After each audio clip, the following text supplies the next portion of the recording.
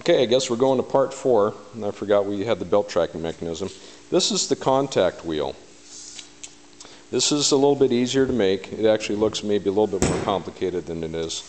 But again, we just have start off some inch and a half tubing. It's 9 7/8 inches long. It's welded to a plate that's 4 inches by 5 1/4, and it's welded 2 1/2 inches from this side. So if I put a tape on it, you'll see that's 2 1/2 inches. Making a liar out of me, I guess that's why we put tapes on it. Just a little bit more than 2 1/2, but that'll work. 2 1/2 is just perfect because that's all you need. You just need clearance for this bolt here. So 2 1/2 from here to here is fine. And this is welded flush on this side. So once you have this plate in place, you have a couple of pillow block bearings, and they're 3/4 inch pillow block bearings. They're self-aligning. You can see that they have set screw locking collars, which nowadays I guess they frown on those because you're supposed to have those locking ones, but that's okay. It doesn't spin that fast.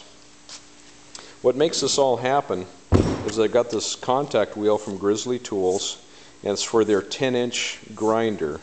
You can look on their website, and it has that 10-inch grinder. It's got a 2-inch belt, and the 10 inches because of the diameter of the wheel, and it has a real nice hard rubber surface on it. And it cost about $65, I believe is with shipping, to go ahead and do that. The bore is almost exactly 3/4 of an inch. It's actually a tiny bit shy, which works to your advantage. It sits on an axle, and the axle is a piece of 4130 tubing. I just happen to have a grab bag from Aircraft Spruce Company of 4130 tubing. This tubing is exactly 3/4 inches in diameter, and it's 120 thousandths wall, which allows a 1/2 inch bolt to go right through the middle. Just slides on there perfect, just like that.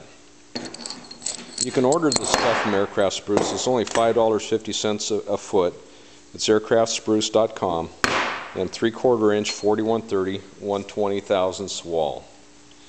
So I have that piece. Like I said, it's a very snug fit, interference fit, so I press that in to be flush with the outside of the wheel. The inside of the wheel, or this side, it's identical, so it doesn't matter which side you go through, but I just went where it was flush.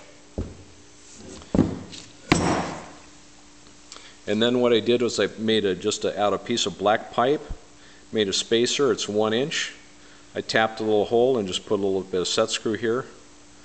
And then the 3/4 inch tubing slides through this pillow block, another 1 inch spacer out of black pipe, 3/4 inch pillow block, and then it's flush with the top. It worked out perfect. So really this thing can spin on its own, no problem. But I wanted to go ahead and secure it, so I went ahead and got a very long 3/4 or 1/2 inch bolt, and it just slides in through this way. And I've got a washer and a nut for this side to capture it all.